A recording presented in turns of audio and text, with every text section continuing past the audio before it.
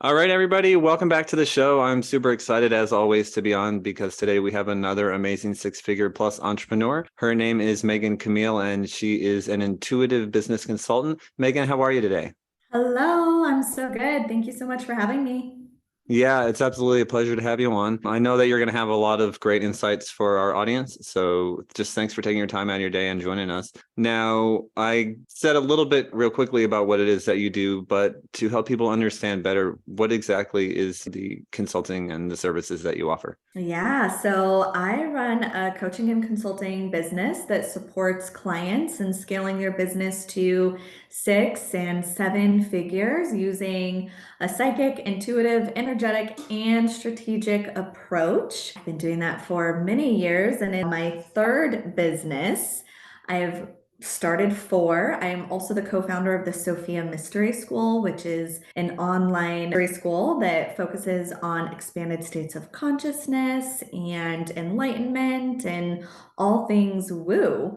So I love the business and I also love the spirituality. Very cool. I love it. So it sounds like you have had other businesses before. You really like entrepreneurialism. What got you started in wanting to go into business for yourself? I never have had an actual job, with the exception of 3 months at a school when I was really young, like in my early 20s.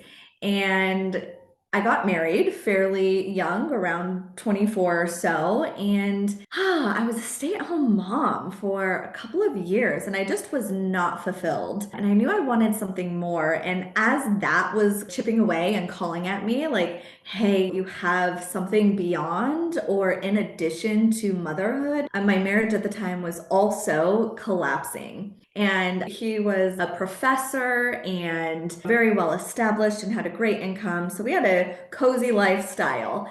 And I just couldn't fathom my children not having that because I chose to divorce their dad. So I quickly learned how to run a business. And somewhere in there, it's been so many years, somewhere in there, my then husband asked or suggested that I either stop running my business or I stay with him. And obviously, we're here today, and I chose my business.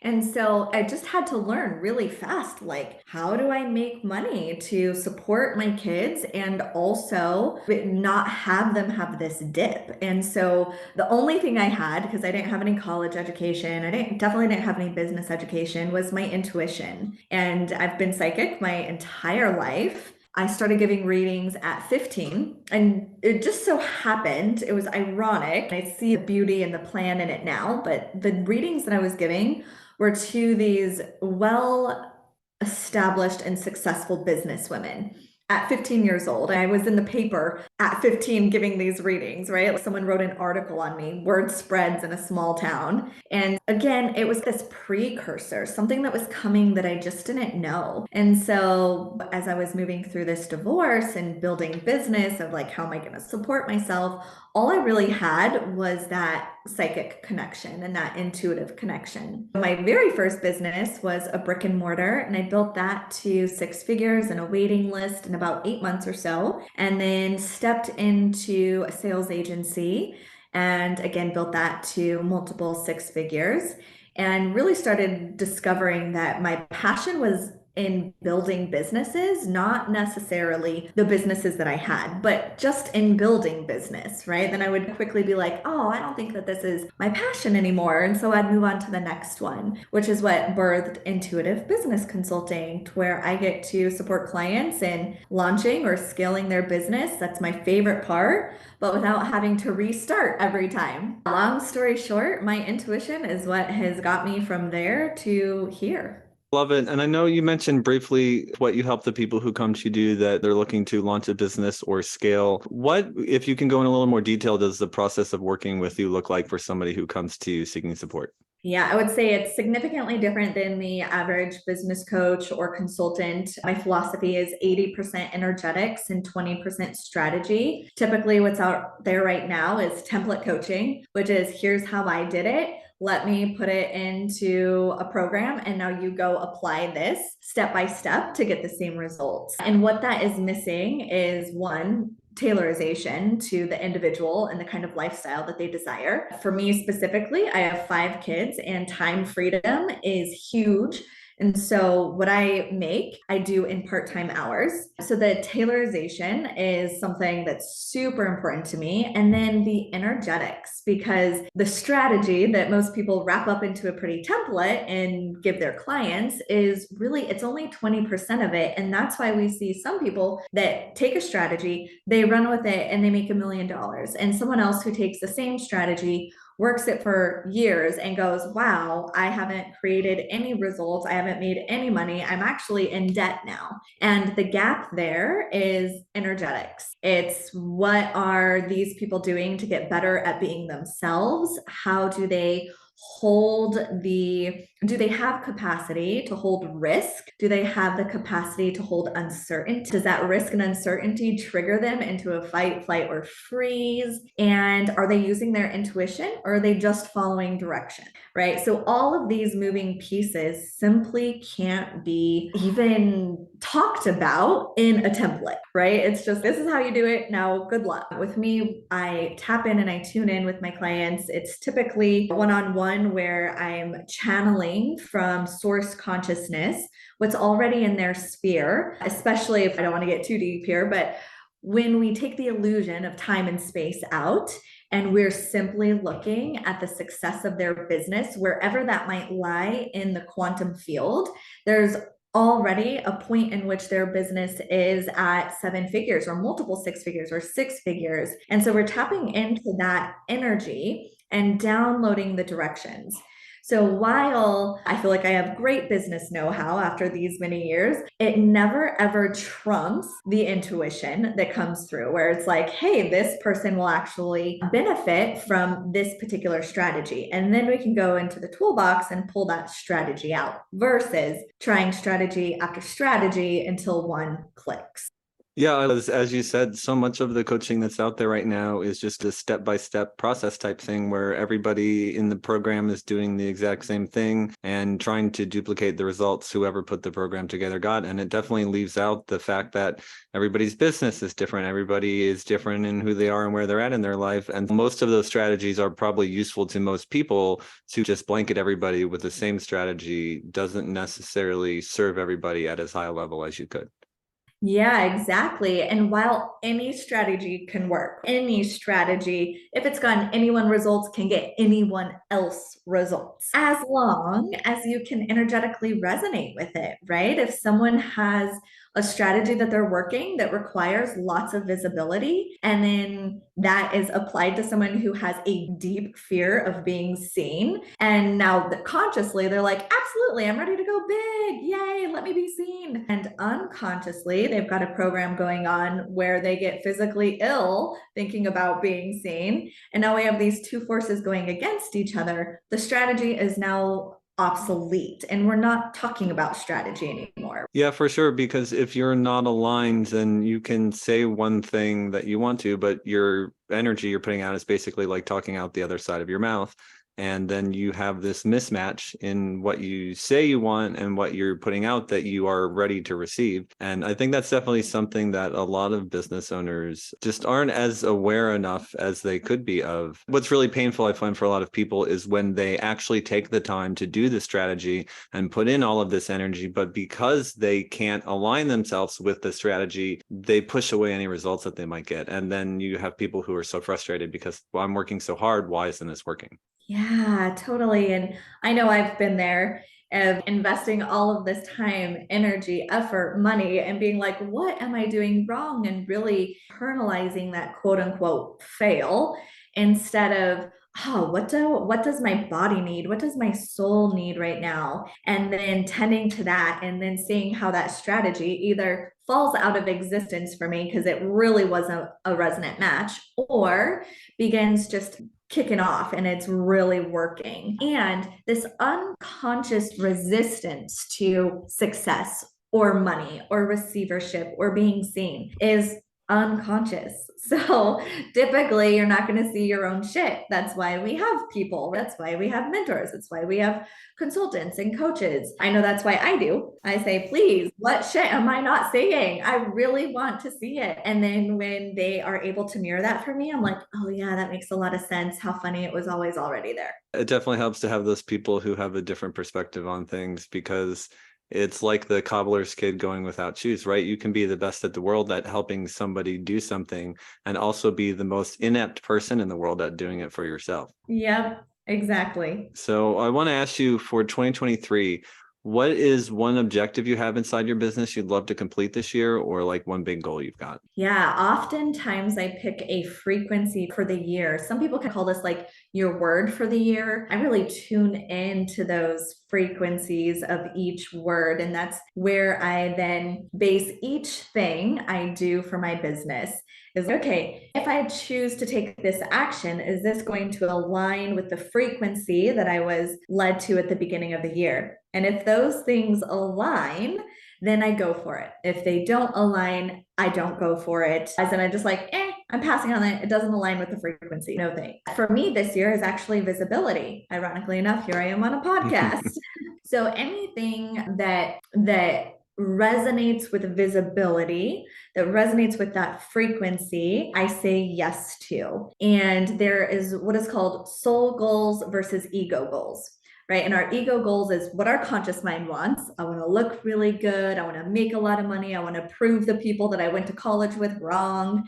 And our soul goals is I want to feel fulfilled. I want freedom. I want to know that I'm really living into my dharma. Those are soul goals. Most people are stuck in ego goals, which keeps us also doing strategies that will get us those ego goals versus a strategy that gets us our soul goals. And something that's always included in soul goals is our well-being, whether that is physical, financial, emotional, all of the above. It's always well-being and it's always purpose. That's why we don't actually have to have a goal of an amount that we're going to make. Now, of course, I have a desire, would love to hit this number. And I also know as long as I am really aligning with the soul goal of visibility, it can't help but to hit that number.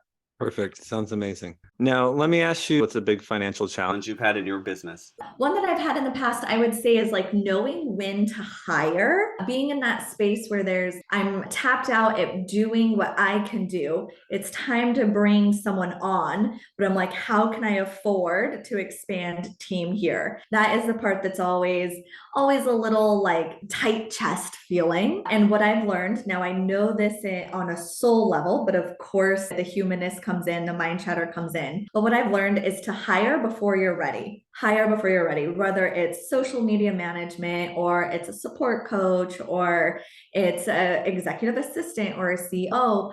I hire before I need them. I no longer play this game of, oh gosh, I really need someone. I need to bring that person in and train them all while I'm so stretched thin. Yeah. So I would say investing in support, whether it be coaching or team support, has historically been a little challenging aside from the last year or so. Gotcha. Okay, that makes sense. Now, as far as entrepreneurs go, I'm sure that you see this all the time. Most of us tend to not listen to our intuition, and not as much as we could. What do you think it is that most entrepreneurs struggle with, or that gets in their way of them paying more attention to their intuition as it regards their business? Self-trust. Self-trust. This is where I see people make it or break it, is that they don't trust that inner knowing of their next best step. And instead, they will outsource this. I've even had someone say, this is really what I want to charge, but my daughter said no one would ever pay that much for this. And so here she had an intuitive download, and her own family said, no one's ever going to pay that. That's crazy. How could you ask for that? And so she shut it down and shifted what she was going to change. And now this is where the landslide and the domino effect happens, because she now has stepped out of her own calling, her own intuitive guidance. She'll lower her price and not get anyone coming in, and will say, gosh, even at this lower price, no one's coming in. But it had nothing to do with the price. It had to do with her succumbing to someone else's vision for her instead of her own. Whereas if she would have worked through this fear of, oh my gosh, my daughter thinks I'm really dumb for charging that amount, and stuck with that intuitive knowing, she probably would have had plenty of people coming to her for that. But then you go and you charge less because that person said so, and then you're not creating results, and you're like, wow, that person's really right, I should lower it again. And it's just this domino effect of being disconnected from that inner voice that truly never does us wrong. It never leads us astray. And so that not following the intuitive nudge usually comes down to self-trust. Yep, I think that says it really well. From a personal perspective, what is your biggest financial goal right now? Biggest financial goal? Yeah.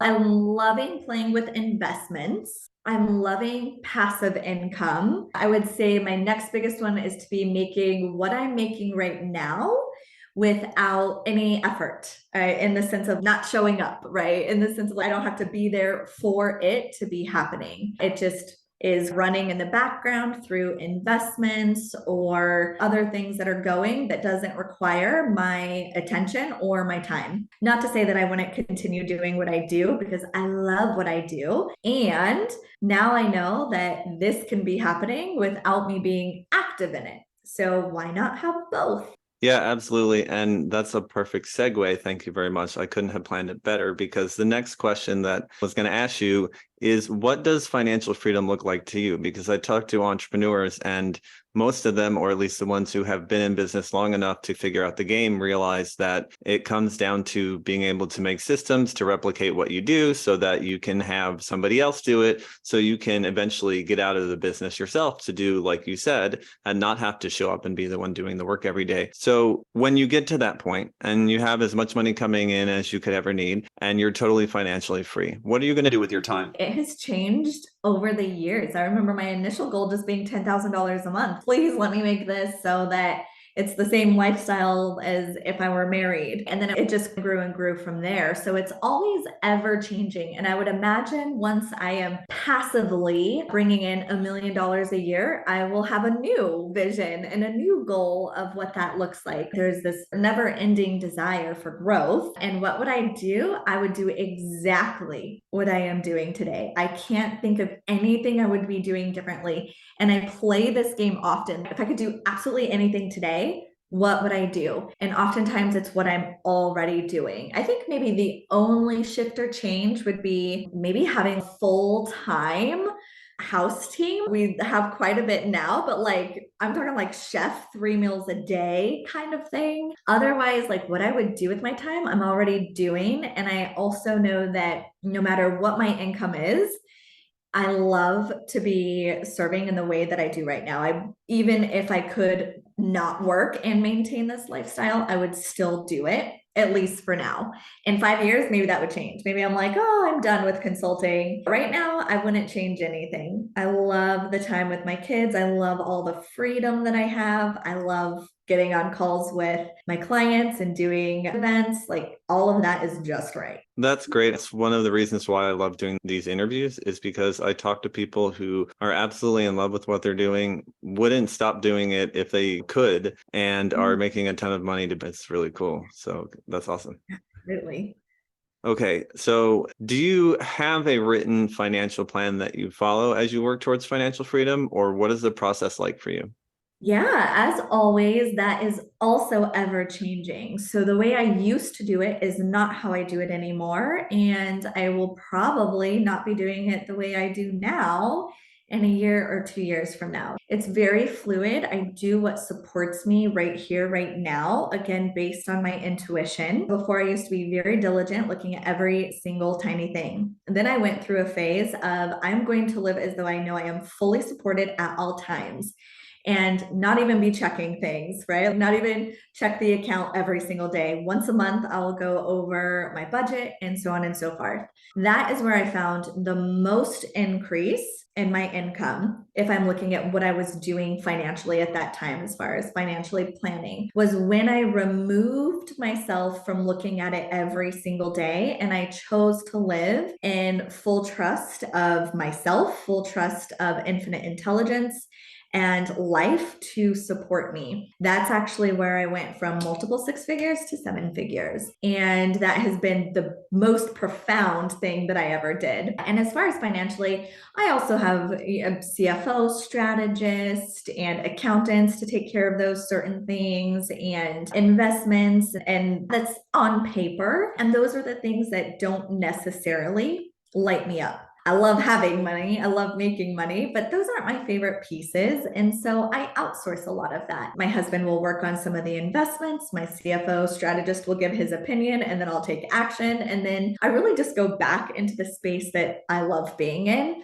which is really not that realm. I love money, but I'm talking like the realm of like investment and that sort of thing. Love it. And that's some great advice, I think, and goes back to really working with those energetics because, again, it goes back to who you are and how you look at things, right? Because we talked about that. You can say one thing and feel another thing. And for some people, checking their finances every day at the end of the day is good for them because it helps them keep track and they're very orderly in that fashion, and it helps them keep their focus on it so they can grow it and pay attention to it. And for other people, maybe you don't want to look at it every day because it's very stressful for you, or you just feel it's very time consuming, or you really don't enjoy it. And so if you have that negative attitude towards doing it, it's just going to make you hate dealing with your finances and repel it from you and push it away. Yeah, and I really invite everyone to look at money the way in which we look at air. And at the end of the day, I don't go, oh my gosh, how much air do I have to live off of tomorrow? Am I safe to keep breathing right now? Should I breathe right now? Should I not breathe right now? Should I save some of my air? And so when we're moving into full co-creation with infinite intelligence and with the process of life, we don't have to question whether we're supported or not. And so that was what my practice was in that was, gosh, I don't make sure that I have enough air to breathe. And so if I want money to be flowing to me the same way that my natural resources flow to me, like air, then I don't need to be freaked out about not having it. Instead, I just trust that it comes. Love it. Very great. I've loved all the insights you've had for the audience. Thanks again for sharing with us. Now, for anybody who is interested in finding out more about what you do or wants to connect with you, what's the best way to do that? MeganCamille.com is my website. You can also find me on Facebook, Intuitive Business Consulting with Megan Camille, and Instagram at the Megan Camille, Camile. Perfect. And then else that you'd like to share with our audience, any parting advice for the entrepreneurs out there? Enjoy the journey. There is no end destination, truly, because once we accomplish what we're set out to accomplish right now, we're simply enticed with the next vision. And so enjoying the process is the purpose. The destination is not the purpose. It is truly the process. Perfect. Thanks so much for sharing that. And thanks again for taking the time out of your day to come on the show. My pleasure. Thank you so much for having me, Chris. Yeah, absolutely. And everybody listening out there, if you've enjoyed this episode and you haven't subscribed yet, please go ahead and do that and leave us one of those great 5-star reviews as well. We appreciate it. And if you're a 6-figure online plus entrepreneur and you want to come on our show, just like Megan did today, to tell your business story and talk to our audience, we'd love to have you on. You can go to pyfpodcast.com. That's the letters pyfpodcast.com and apply. All right. Thanks again.